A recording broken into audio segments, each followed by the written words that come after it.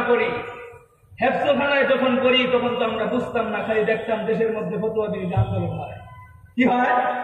ফতুয়া বিরোধী আন্দোলন হয়। ফতুয়ার বিরুদ্ধে তারা কথা বলছে, তো ফতুয়ার বিরুদ্ধে কথা মানে ওই কি আল্লাহর বিধানের বিরুদ্ধে কথা বলা, কথা ঠিক না ঠিক?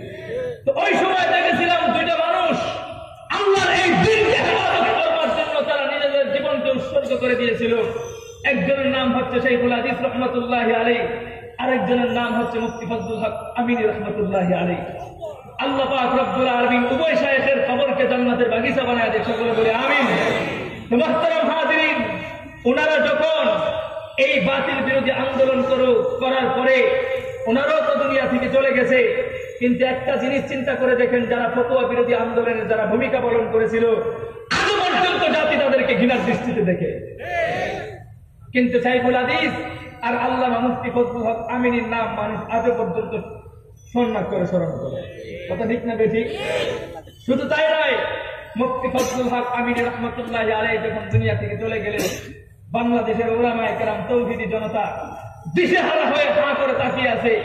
এখন তো আমাদের কোনো মুরব্বী নাই, সাইয়্যিদুল আম্বিয়া, সমস্ত নবীদের নবী, যেই নবীর জন্য কুল কায়নাতের মাখলুকাত পর্যন্ত কান্না করত, সেই নবীর ইজ্জত নিয়ে যখন প্রস্তুতি করা হলো, তখন উম্মতের উলামায়ে কেরাম সহ ইমানদাররা শুধু তাকিয়েছিল, এখন আর আমাদের রাহবার হবে কে? কিন্তু এমন একজন মানুষ আল্লাহ পাক রব্বুল আলামিন উত্তর দক্ষিণ পূর্ব অঞ্চল থেকে দাঁড় করিয়ে দিয়েছিলেন, যেই মানুষটা কোনোদিন মাউতের সামনে এসে হা করে কথা বলে নাই।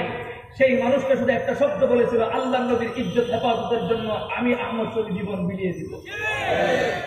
একটা কথা বলার দ্বারা আল্লাহ পাক রব্বুল আলামিন কি করেছেন? হাটাজারির মুহতামিম আছে একজন মানুষ, সবাই জানতো, কিন্তু আহমদ শফীকে এটা জানতো না। কিন্তু একটা শব্দ নবীর পক্ষে কথা বলবার কারণে আল্লাহ পাক রব্বুল আলামিন আহমদ শফীকে শাইখুল ইসলামের নাম রূপান্তর করে দিয়েছে, কথা ঠিক না বেঠিক? মুহতারাম হাজিরিন, তো যেই কথাটা বলতে চাই, কিন্তু যারা আল্লাহ নবীর দুশ্মনী করে, যারা আল্লাহ নবীকে গালি দিয়েছিল, যারা শাহবাগ চক্র তৈরি করেছিল, তাদের নাম বংশ সব কিছু মানুষ আজ ভুলে গিয়েছে।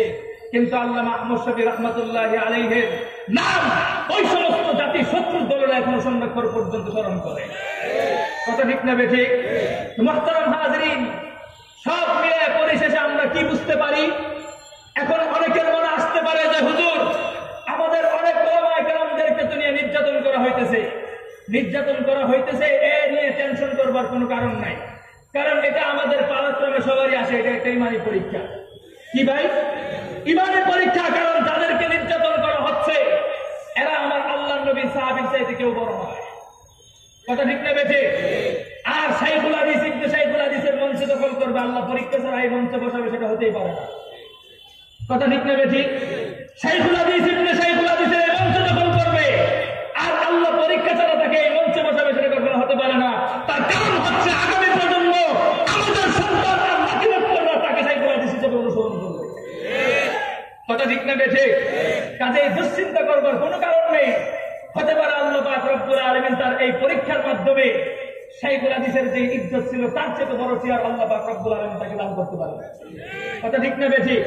কাজেই টেনশন করবার কোনো কারণ নাই। কারণ ইতিহাস খুঁজবেন, পিছনের ইতিহাসগুলো দেখবেন, ইসলামের বিদ্বেষী যারা ছিল, ইসলামকে নিয়ে যারা চক্র করত, তাদেরকে মানুষ আজ ভুলে গিয়েছে, তাদেরকে কেউ স্মরণ করে না, কথা ঠিক না বেঠিক? আমি যেই কথাটা বলতেছিলাম, আল্লাহ নবীর নবুয়ত চলবে কতদূর পর্যন্ত? আল্লাহর ক্ষমতা যতদূর পর্যন্ত, আমার নবীর নবুয়ত চলবে ততদূর পর্যন্ত, কথা ঠিক না বেঠিক? এই নবুয়ত চলাকালীন যদি মাঝখানে এসে ১বিংশ শতাব্দীর মধ্যে এসে যদি কোনো গাঁজাখোর বলতে চায় যে আমাদেরও শেষ নবী আরেকটা আছে, কথা ঠিক না বেঠিক? কোন গাঁজাখোর যদি এই কথা বলতে চায় যে আমাদেরও শেষ নবী আছে, বেটা তারা দাবি করতে পারিস, তবে এই কথা মনে রাখিস, তাদের ওই নবী আমাদের মুহাম্মদের খাঁটি একজন উম্মতের জুতার বাড়ি খাওয়ারও যোগ্য নয়, কথা ঠিক না বেঠিক? মুহতারাম হাজিরিন, তো যেই কথাটা বলতে চাই, আল্লাহ পাক রব্বুল আলামিন তিনি তার প্যারা হাবিবের নবুয়তের কালেমার এই কথাটা বর্ণনা করলেন, কিয়ামত পর্যন্ত এই কালেমার পতাকা থাকবে, কিন্তু কালেমার বিরুদ্ধে যারা করবে তাদের বংশ নির্বংশ হয়ে যাবে, কালেমার পক্ষে যারা কথা বলবে আল্লাহ তাদের ইজ্জতকে কিয়ামত পর্যন্ত বাড়িয়ে দিবে, কথা ঠিক না বেঠিক? তো মুহতারাম হাজিরিন, প্রত্যেক যুগে নবীদেরকে প্রেরণ করবার পর আল্লাহ পাক রব্বুল আলামিন যে কিতাবগুলো দিয়েছিলেন, এটা তো একটা রাষ্ট্রের কিতাব ছিল, একটা গোত্রের কিতাব ছিল, কিন্তু তোমার জন্য আমার জন্য যে আল কোরআনের ব্যবস্থা করেছে, এটা কি শুধু রাষ্ট্রের জন্য বা কোনো গোত্রের জন্য নির্ধারণ করা হয়েছে?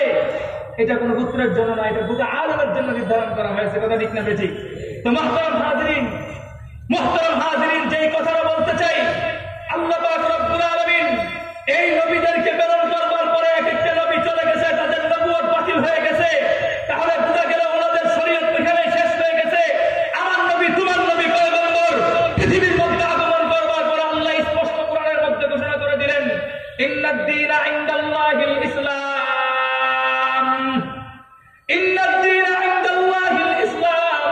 আমার আল্লাহ পাক রব্বুল আলামিন স্পষ্ট ঘোষণা করে দিয়েছে, হে দুনিয়ার মানব সম্প্রদায়, আমি আল্লাহর কাছে একমাত্র মনোনীত এবং পছন্দনীয় একটা ধর্মের নাম হচ্ছে ইসলাম। কি ধর্ম ভাই? ইসলাম আমার আল্লাহর কাছে সবচেয়ে প্রিয়। এই কথা বলার উদ্দেশ্য হচ্ছে বিগত যত ধর্ম ছিল সবকিছু আল্লাহ কি করেছেন? রহিত করে দিয়েছেন। কথা ঠিক না বেঠিক? এখন ১বিংশ শতাব্দীর মধ্যে পুরো একটা ইয়াং সোসাইটি যুবক এসে যদি বলে যে হুজুর, কোরআনের সব কথা থেকে আমরা সমাধান দিতে পারবো না, আমাদের বিজ্ঞান আছে, আমাদের দর্শন আছে, বিভিন্ন যুক্তি আছে, তুমি যদি ওই যুক্তির মাধ্যমে আল্লাহর কোরআনকে মাইনাস করে যদি তুমি চলবার চেষ্টা করো, তাহলে মনে রাখতে হবে তুমি সম্পূর্ণ ভেজাল মুক্ত মুসলমান নয়। কথা ঠিক না বেঠিক? একটা কথা বুঝেন, দোকানদার ছিলেন, দোকানদার কাকে বলা হয়? যেই ব্যক্তির একটা মাল চাওয়ার আগে সে রেট সহ অনুমান করে দিয়ে দিতে পারে, তাকে দোকানদার বলা হয়। একটা মাল চাওয়ার পরে সে যদি পণ্য দেখে 3 ঘন্টা সময় নেয় একটা জিনিস বিক্রি করার জন্য, আর কেউ দোকানের দায়িত্ব দিবে, তার কারণ কি? দোকানওয়ালা হওয়ার জন্য, দোকানদার হওয়ার জন্য তোমার পরিপূর্ণ যোগ্যতা লাগবে। কাজেই মুসলমানের ঘরে জন্ম হয়েছে বলে তুমি মুসলিম হয়ে যাবে, বিষয়টা এমন নয়। মুসলমানদের কার্যক্রমী যোগ্যতা তোমার সম্পূর্ণ করতে হবে, তখন তুমি পরিপূর্ণ মুসলিম হবে। কথা ঠিক না বেঠিক? তো মুহতারাম হাজিরিন, এই ইসলাম ধর্মকে আল্লাহ পাক রব্বুল আলামিন মনোনীত করেছেন। এটার দ্বারা উদ্দেশ্য হচ্ছে বিগত যত ধর্ম আছে সবকিছু আল্লাহ কি করেছেন? রহিত করে দিয়েছেন। এখন যদি এই ১বিংশ শতাব্দীর মধ্যে কোনো ব্যক্তি যদি শরীরে কোনো সমস্যার মধ্যে পড়ে যায়, তখন তার জীবন রক্ষা করার জন্য সে তার কোন পথে তার জীবন যাপন করবে? অন্য কোন আসমানি কিতাব না আল কুরআন? কোন কিতাব? আল কুরআন। তুমি যদি বর্তমান যুগে নিজেকে পরিপূর্ণ ইসলাম এবং মুমিন দাবি করতে চাও, মুসলিম দাবি করতে চাও, তাহলে তোমার জন্য শর্ত হচ্ছে কুরআন এবং হাদিসের পথে চলা।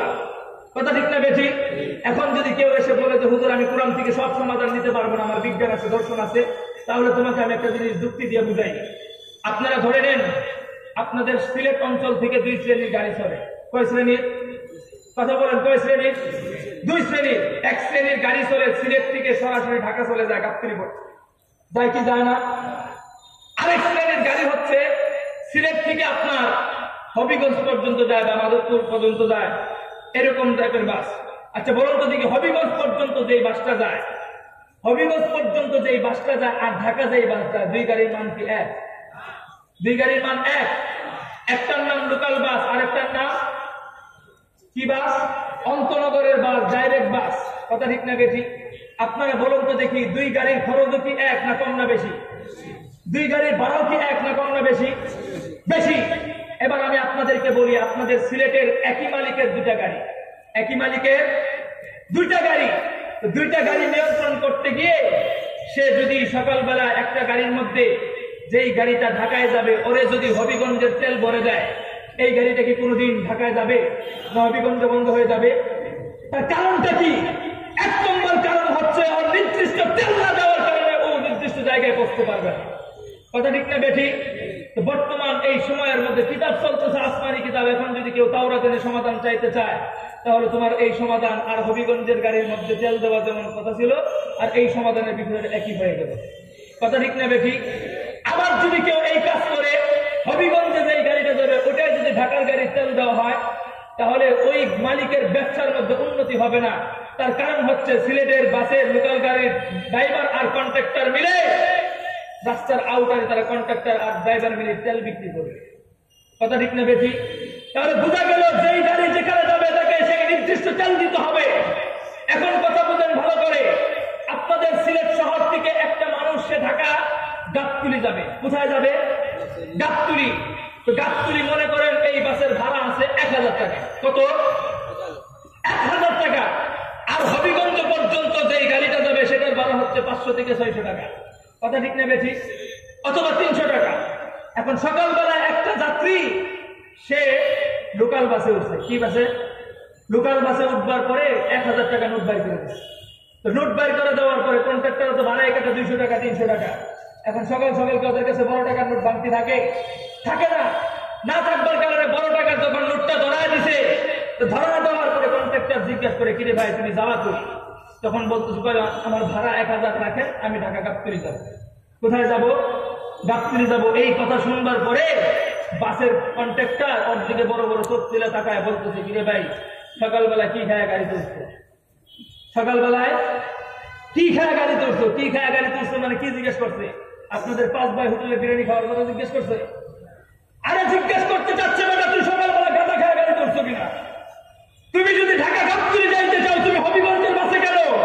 তোমাকে ঢাকা গাবতলী যাইতে হলে তোমাকে অন্তরগের বাসে উঠতে হবে, ডাইরেক্ট বাসে উঠতে হবে, তাহলে তুমি ঢাকা গাবতলী যাইতে পারবে। কথা ঠিক না ঠিক? এখন বুঝেন, বর্তমান এই যুগের মধ্যে কোন ব্যক্তি নিজেকে ইমানদার দাবি করবে, মুসলিম দাবি করবে, আর আল্লাহর কুরআনকে পরিপূর্ণভাবে স্বীকৃতি দিবে না, আর সে নিজেকে ইমানদার দাবি করবে, তাহলে বোঝা যাবে সকালবেলা ফাস্টিংয়ের যাত্রী গাঁজা খুঁজতে ছিল, তার চেয়ে বড় তো গাঁজা খুঁজতে। কথা ঠিক না বেশি? কারণ ওই ব্যক্তি যেমন নিজের সুনির্দিষ্ট ঠিকানার টিকিট না কেটে ভুল ঠিকানায় সে গাঁজাখুরে রূপান্তরিত হয়েছিল, ঠিক তেমনি ভাবে এই জমানার মধ্যে আল্লাহর কুরআনকে ব্যবহার করে ভিন্ন কোনো মানুষের পদাঙ্ক অনুসরণ করে অন্য কোনো কিতাবের হাওলা দিলে, ভিন্ন কোনো ধর্মের হাওলা দিলে, তাহলে তুমি নিজেকে মুসলিম দাবি করা আর সকালবেলা গাঁজাখুর হওয়া এক কথা। কথা ঠিক না বেশি? মুহতারাম হাজিরিন, এখন আমাদের স্পষ্ট কথা হচ্ছে, এই যুগের মধ্যে যদি আমরা চলতে চাই, তাহলে আমরা কোন কিতাব অনুযায়ী